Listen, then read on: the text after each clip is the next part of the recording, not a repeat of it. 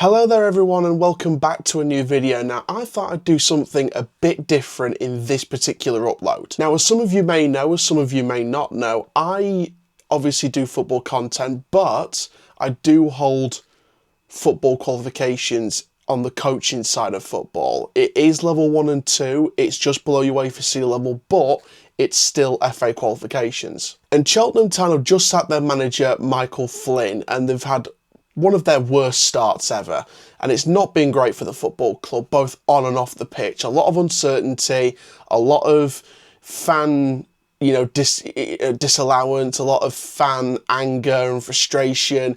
It's not going right for the Robins at the moment. So today, I thought I'd take this opportunity to use my own education in coaching, use my education, self-inflicted education on tactics, recruitment, analysis, and try and come up with the solutions if I was in charge of Cheltenham Town. This is not me saying I'm better than managers more qualified than me. This is just me using my own coaching education and also my experience doing recruitment and analysis, etc., sort of off camera, to try and devise some solutions of my own. Now, if you do like this video, make sure you do hit the like button if you've loved it, subscribe if you're new around here, hit notification bell so you don't miss another video. We are going to do some more videos like this as the season progresses.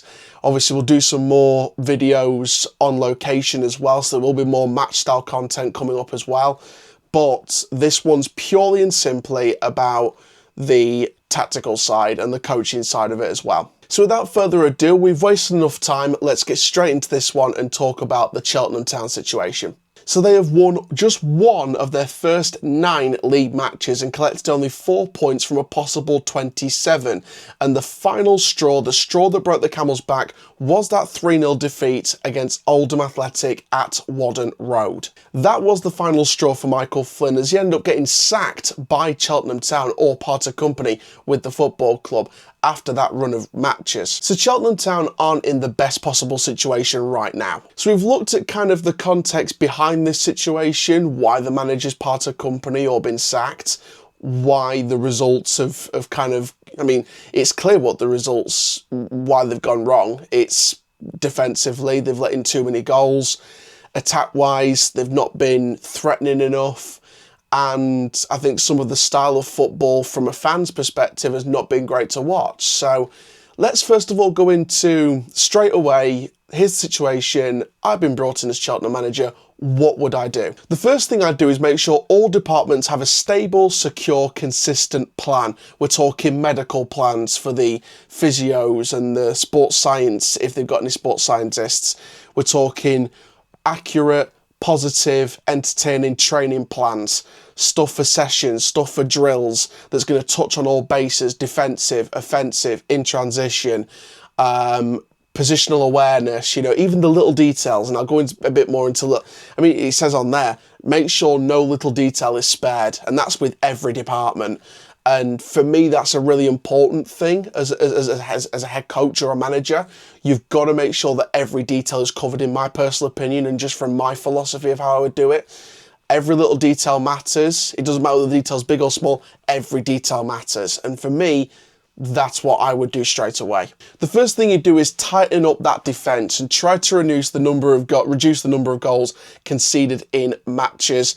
You also look at things like the structure in terms of how we're set up on set piece situations, and also sort out any other defensive structure situations within the squad. So, you go back to, the stats of Cheltenham Town in terms of how many goals they're letting in at the minute. It's ridiculous. The goals conceded per match, Cheltenham are I think they're 0.1 behind Shrewsbury. They're like the second from bottom, so they've conceded the most goals per match on ratio. When you actually look at things like clean sheets, they had 1 all season. In terms of defensive stats, when you look at things like FOTMOB, interceptions wise, Cheltenham are like in the top 4 for interceptions because they're having to defend a lot, and they've barely had a chance to attack. And again, position 1 in the final third per match. Cheltenham's sort of towards near the bottom. They're in 18th out of 24 teams. In terms of saves per match, Cheltenham keepers made 0.3 more than the next team, which is Crewe. And that's again down to the fact they're defending quite a lot. They've conceded 3 penalties, so they're one of the top 3 teams to concede penalties. So again, in terms of their defensive mentality, they're a bit lacklustre, concede when they maybe didn't need to. And again, it's things like that. It's stats like that when they're letting in too many goals. They're not getting enough clean sheets. Average possession-wise, they are kind of 18th, so kind of just over 45%. So again, they're not letting the team, they're not really having the ball as much as other teams on average, kind of slightly below average in terms of middle ground. So again, it's unbelievable what Cheltenham's playing at the moment, and I think that first of all, you've got to sort the defence out, because if you don't, you're going to let in more goals and you could plunge yourself further in trouble in terms of relegation to the National League.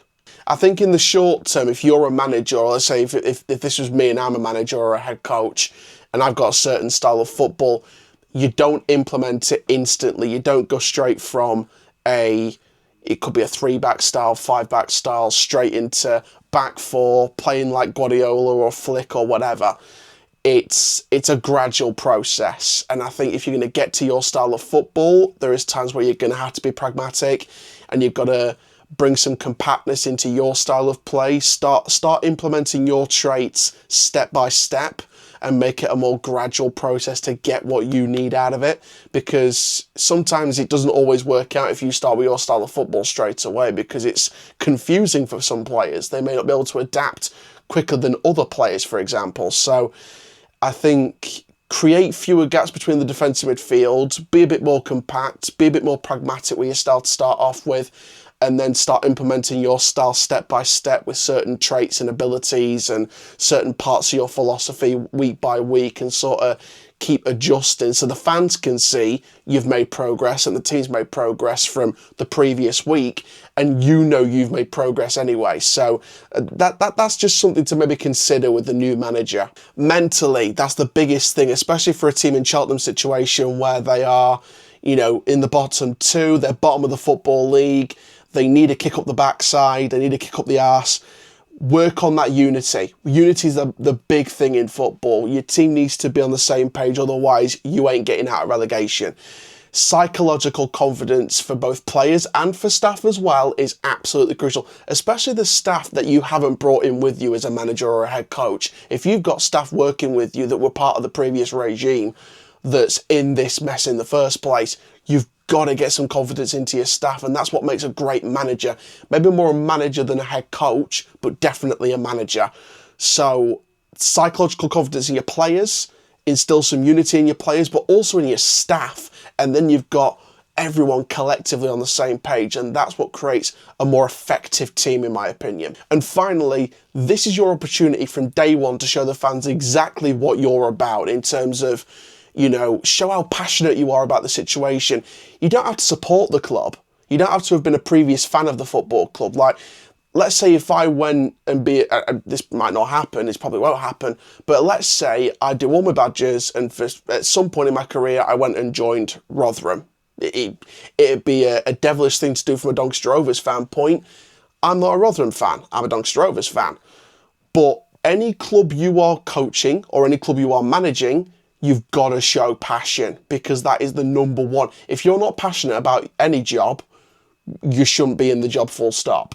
You've got to show passion. You've got to show a want for it. You've got to be up for it as much as you possibly can to show the fans, at least on the front of it, that you care and you do care about the situation. So that's just some points that I've made as to what I would do if I was taking over at this club.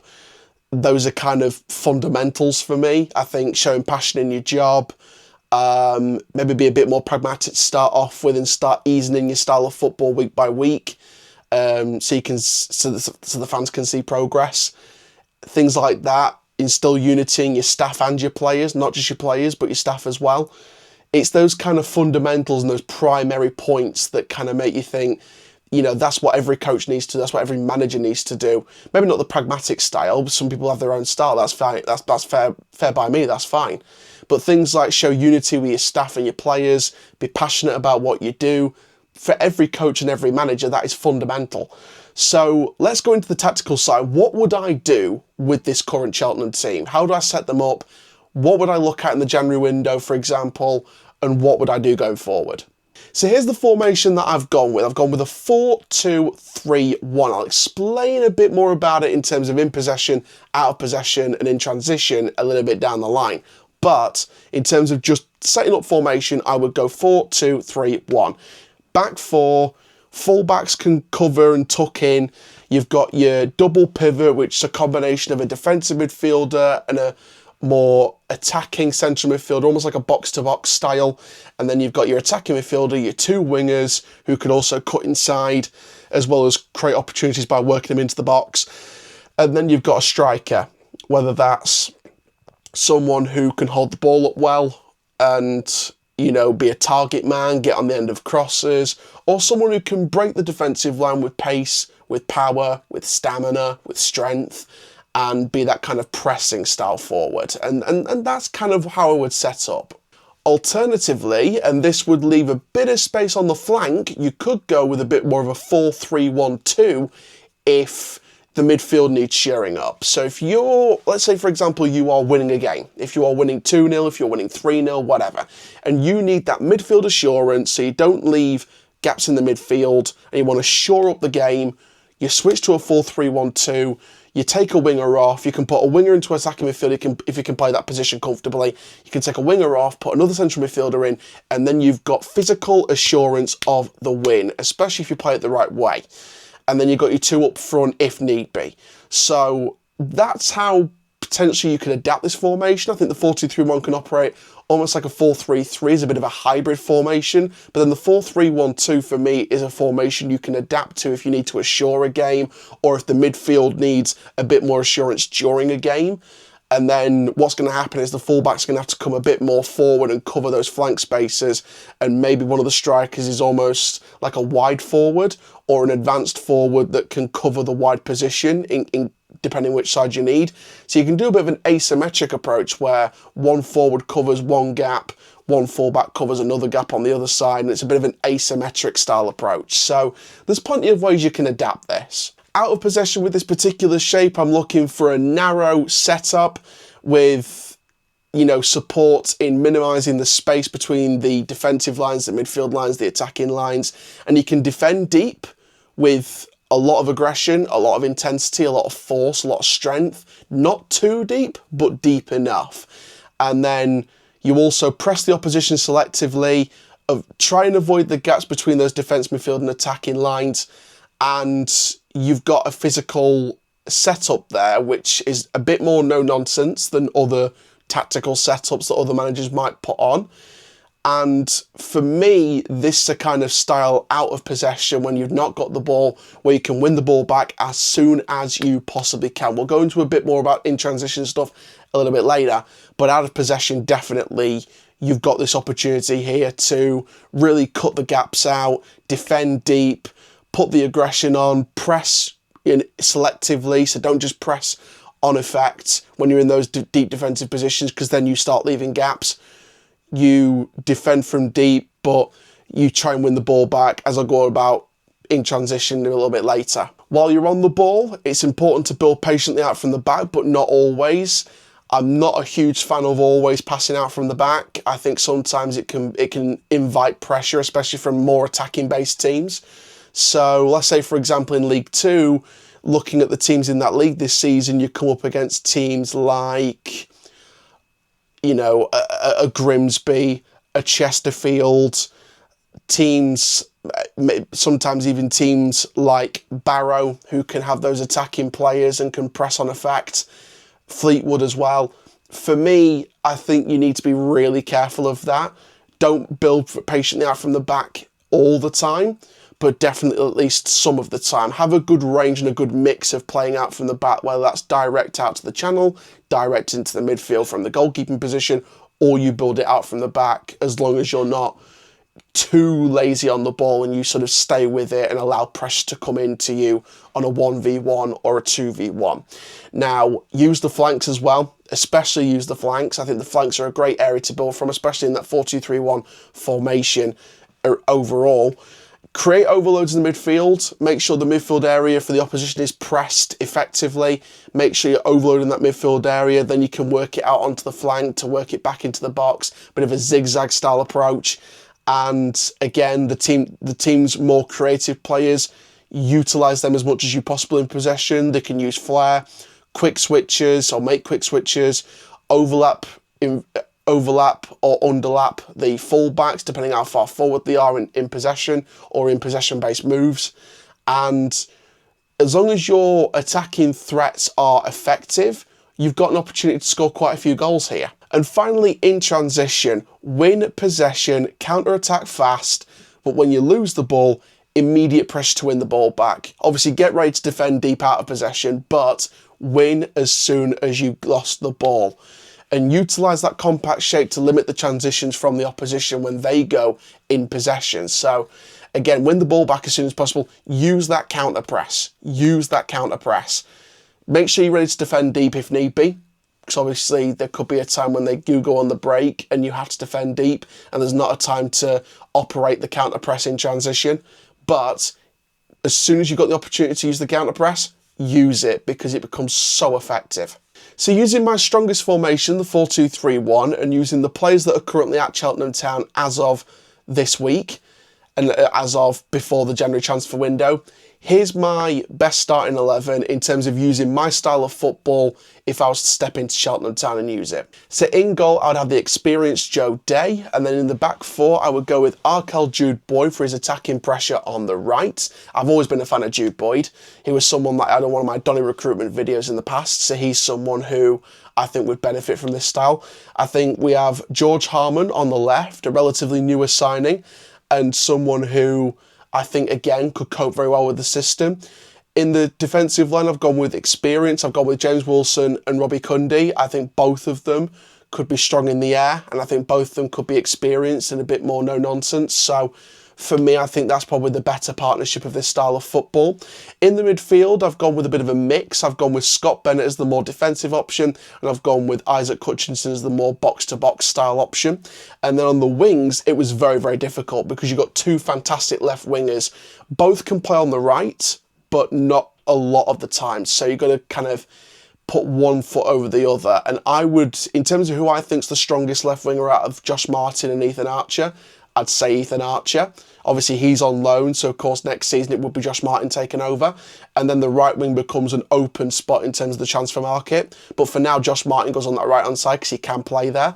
Ryan Broom in the 10, and then George Miller as the pressing forward. You can start Lee Angol up front if you need to for that experience, and you want to be more of a target man. But for a pressing forward, which is what I prefer, I'd start George Miller. Finally, let's have a look at the January transfer window because, of course, Cheltenham need to invest quite a bit in the squad in January. Now, they're not going to have the biggest budget. Let's be frank here. Cheltenham have not got a great budget, in my opinion, from the looks of it anyway. I don't know the ins and outs of Cheltenham officially, but I don't think they'll have a lot of money to work with. So, taking that into effect as a potential factor in the transfer window in January, let's have a look at what I think the squad needs. I think they need some reliable centre-halves in the middle of the park at the back with potential ball-playing abilities. Don't have to all have ball-playing abilities, but some of them. Ideally, more experienced players if need be. Strong in the air and good positional awareness. They need to have good positioning abilities in terms of where they align themselves both in possession, out of possession in terms of their defensive line, in possession, how far do they go, get ready to defend deep in transition while the other team are attacking, etc. In the midfield, I need physically strong, good positional discipline style midfielders with good passing range and comfortability under pressure. Midfield is crucial, absolutely crucial, and I think that it's a position that's needed, 100%. In terms of out wide, we need a winger to give width, stretch the defences, offer attacking options in possession, and someone who, especially in the 4-2-3-1, also in the 4-3-1-2, can adapt into that 10 role, so you need some adaptability with this particular signing, especially with the budget as tight as it probably will be for Cheltenham. you do need adaptability and be able to play in a varied amount of positions. So I think that's probably crucial with this particular signing. And also up front, someone who can hold up the play well, sprint behind the defensive lines, or in behind the defensive lines, capable of winning aerial duels if need be, and also has a decent eye for goal. So let's start in the centre of defence, and I've gone with these 3 players. Now with each of these particular areas of recruitment, I've gone with 2 permanent signings and 1 loan signing, or at least 1 loan signing. It could also be 1 permanent and 2 loan, but you'll have to wait and find out. But let's start with the centre of defence. I'm going to start with Riley Harbottle from AFC Wimbledon in League One, of course out of contract this summer. Compensation fee is needed if you're going to sign him. Good physically, I think, I think he's a good player. I think that he has good defensive awareness. I think obviously you see his experience in League Two. I think he's got experience of being promoted out of that league, so I think that carries a bit of weight in the dressing room. And I think that one downside to Harbottle for me is that he's a bit more modest in terms of the way he builds out from the back compared to other defenders probably on the market. So I think that he's less of a sort of ball-playing defender and more of a no-nonsense defender, in my personal opinion. But I think that he would suit a balanced partnership where one ball plays, one is no nonsense, but both defend effectively. And I think that Harbottle's not too old either. He's 24, 25 years old, I think.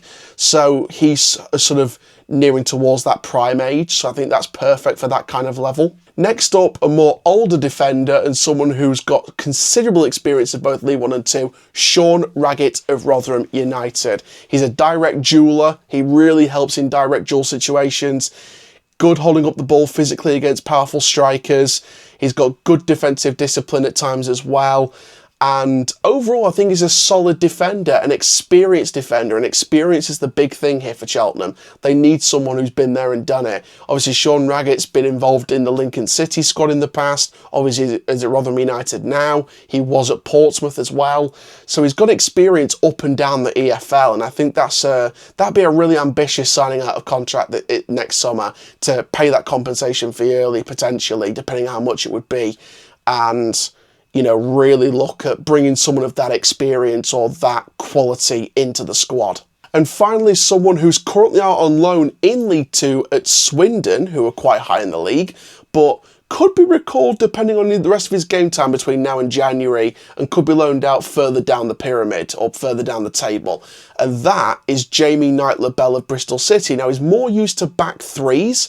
He's not really a back four defender as much. He's more of a back three defender. However, I think that he distributes the ball effectively. I think he's a good ball-playing defender or a defensive option. I think he's had great loan spells at both Crewe and Swindon. I think he's got the experience of being in a League 2 setup, so he knows the league better than other younger defenders that could be in for loan spells in January or could be recalled for a second loan spell in January. So that is something to potentially keep an eye out for.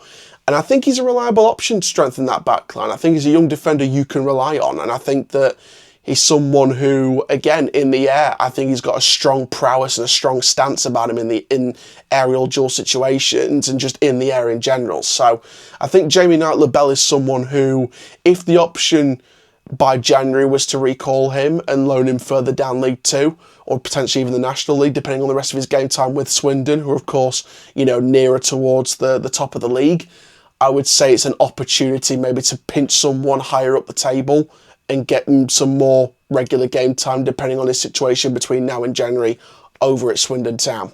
Next, we'll go into the centre of midfield in terms of defensive and central midfield options, and I've gone with someone to start with who's a good, exciting and perhaps ambitious loan signing from the Premier League academy market, and that is Mohamedou Kante of West Ham's under-21s. Very ambitious signing, probably unrealistic. However, if you want to do well, you've got to at least try.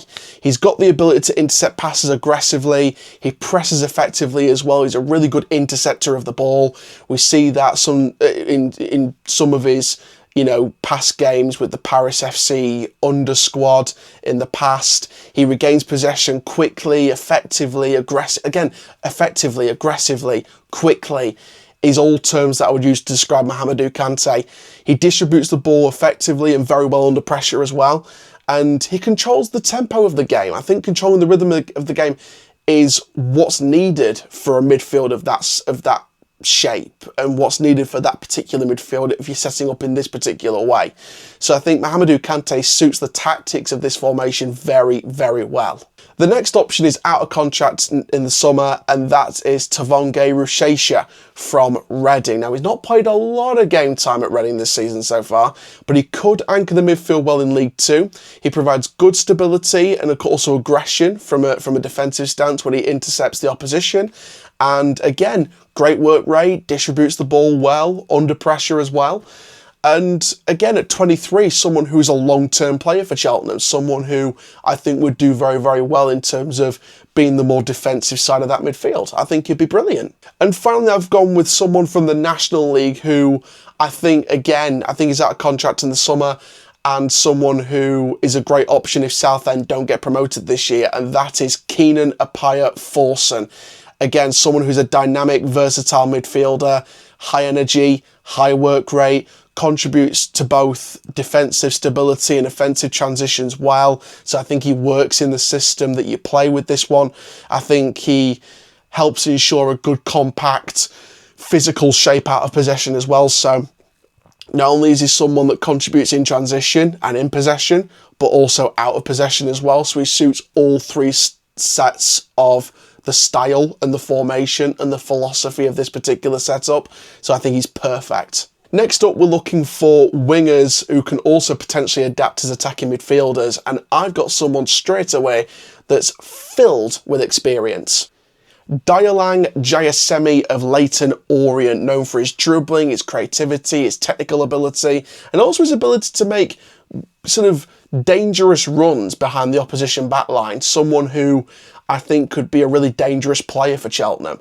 And of course, he's known to press from the front and contribute defensively from previous systems he's worked under, especially at Leyton Orient as well. And he's got experience of winning the league. You know, this is someone who has got known experience and a past opportunity to have won a league title in this division, the 4th division. He's won it with Swindon Town. So you've got someone there who knows how to get over the line. And I think from an experience perspective, that is perfect for what Cheltenham need. Next up, a potential loan option that could be permanent, depending if Hull release him or not, and that is Harry Vaughan. He had a previous loan spell at Bristol Rovers, so knows the EFL quite well. He's known for his quick feet, his technical ability, his skill set. He executes quick passes under pressure, so I think he's a really comfortable attacking player. He plays as a number 10, but has played on the right wing as well, so he's adaptable in both. He's able to link the midfield and attack quite well. He's been used to that as the number 10. He's effective in both defensive and offensive transitions, so I think he ticks all the boxes there. And again, this is a player that I had on a previous Donny recruitment video. I think he's someone who I think would suit this style very, very well. And I think he's a player who would perform great for Cheltenham, and someone who I think would be an exciting asset for Cheltenham. And again, you've got the opportunity here with him out of contract, I believe, in the summer of 2026 coming up. You've got a player here who can bring on loan for 6 months, see how he is, and then you can bring him in permanently in the summer and get first dibs, depending on how exciting his spell goes. So you can operate him in the 10 role ahead of Ryan Broom. You can operate him on the right. So you've got Josh Martin and Ethan Archer competing for that left wing spot. So for me, I think this is a signing that ticks all the boxes. And here's a gamble that I've taken on a young kid from Tottenham, Yusuf Akhamrik. I believe that's how it's pronounced. If it's pronounced wrong, I do apologise. Now, he is mostly known for his technical ability. I think he's quick, I think he's rapid, I think he's aggressive down the flank, direct. I think he operates well on the wing, but can also operate in multiple other positions. He's operated at youth level on the left, on the right, in the attacking midfield. He's also been at left back reportedly. So again, he's someone who, for me, I think is a really good versatile option. I think he ticks all the boxes in that particular area. Now, when he's on the wing and when he's in his strongest position in my opinion, on the left-hand side of the wing, but can also operate on the right strongly as well, he can cut inside onto his stronger foot, which, you know, is something that I think Luke Molyneux does well at Doncaster Rovers. He can cut inside on his strong foot when he's not been double man marked and can get some good shots off at times. So, and that's what makes him such an effective player at Doncaster. Now, the one thing, as you all know, with Yusuf, he lacks senior football experience. But this is an opportunity to give him his first bow at Cheltenham. Is it too much of a risk at this point, especially with Cheltenham in the situation they're in? I think it's the most risky of the options, but it's a gamble that I would take. Finally, we go into strikers, and straight away there's a young kid at Chelsea who, again, I would take a big gamble on, but it's a gamble that I think is worth paying off. Shamira Mahuka from Chelsea's academy. He's a dynamic, physically imposing presence in the forward area. He does make those intelligent runs behind the defensive line. He holds off defenders well with his strength. He's got a good balance about him as a striker, and he excels in quick transitions as well. So he kind of ticks a lot of the boxes that Cheltenham need in terms of if you're going with this kind of more pragmatic but entertaining attacking style on the counter. Someone who I think suits some of the traits of this style of football. So I think that Mahuka, give him 6 months on loan from Chelsea at Cheltenham to give him that bit of senior experience, get him used to the physicality of senior football, would be a smart move by the Blues and would be a smart move by Cheltenham. It is a gamble. He's not had a senior loan before as far as I'm aware, but I think that he's someone who could potentially do well at Cheltenham, but it's a gamble that could also go sideways. It's a gamble, but I think with the goals he's been hitting in the youth academy, I think it's a gamble worth trying. Now, here's an experienced option, an experienced alternative. Robbie Muirhead of Livingston. Look at the goals he's been scoring at Greenock Morton. Look at the goals he's been scoring currently at Livingston. His height and his heading ability makes him a proper threat from set-piece situations, from crosses in the box from the wingers, so the likes of Archer and Martin. I think when you provide those crosses into him, I think he's quite accurate from his heading ability and quite accurate with some of his goals as well. I think obviously he's a vastly experienced striker, 29 years old, mainly in Scotland, but he has had a spell at MK Dons, so again he's got that bit of EFL experience. I think he thrives in a system that emphasises width and crosses into the box, but he does need to adjust his defensive responsibilities if he needs to do any pressing. He isn't really a pressing striker. He's a target man, he's a hold-up striker. He isn't really someone who's going to run 80 mile an hour and press all the time. So he's more of the Lee Angol type. He's more of the target man type of striker. But he is someone that I would back 100% in terms of signings. He's out of contract next summer, 2026. He is someone who, in my personal opinion, would be a statement League Two signing for Cheltenham, 100%. And finally, I've gone with a young striker at Middlesbrough who I think could be, he is out of contract in the summer, but I think could be up for a move permanently elsewhere in the summer, potentially if his future lies with the academy, and that is Sonny Finch, another ex-MK Dons player. Now, he does make those good incisive runs behind the defensive line. He's comfortable with both his feet. He's capable of the quick turns and dribbles, so he's quite a smooth flair player. I think he's effective in combining with his teammates as well, so he's a good link-up player. And he can help the team exploit those counter-attacking opportunities. So I think he's someone who, with his pace, with his physicality, with his strength, with his agility, I think that he's someone who can work on all fronts, and someone who I think, again, out of contract in the summer, you've got a long-term player potentially there to work in the squad. I think you've got someone who you can develop long-term, who can be a long-term number 9 for the Robins.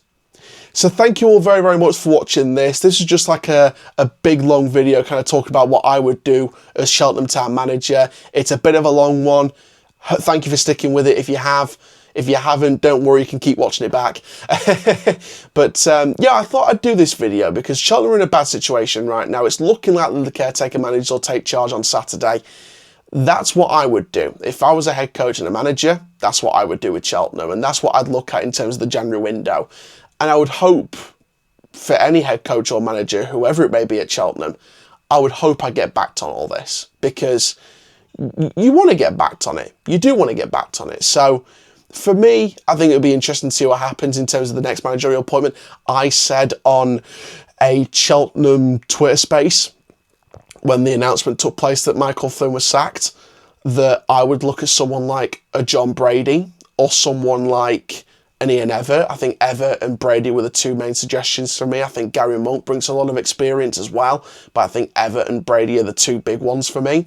especially John Brady. I think John Brady's a very underrated suggestion. I think with his experience winning promotion with Northampton Town from League Two, I think that he'd be a great option for Cheltenham. So I think he's someone that should be seriously looking at. I think Paul Simpson is a possibility, potentially. You never know. But it'd be interesting to see what happens. But good luck to the whole fan base of Cheltenham Town for the rest of this season, and to the football club and the staff as well.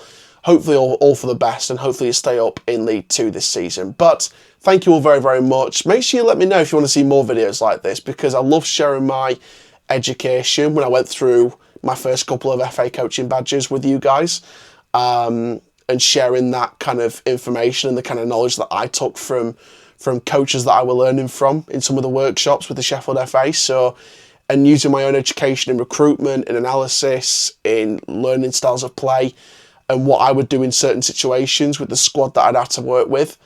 It's nice doing videos like this, big long videos like this, where I can kind of share that knowledge with you guys. So thank you all for sticking with it. Make sure you subscribe for more, and I will see you all in the next one. Take care for now.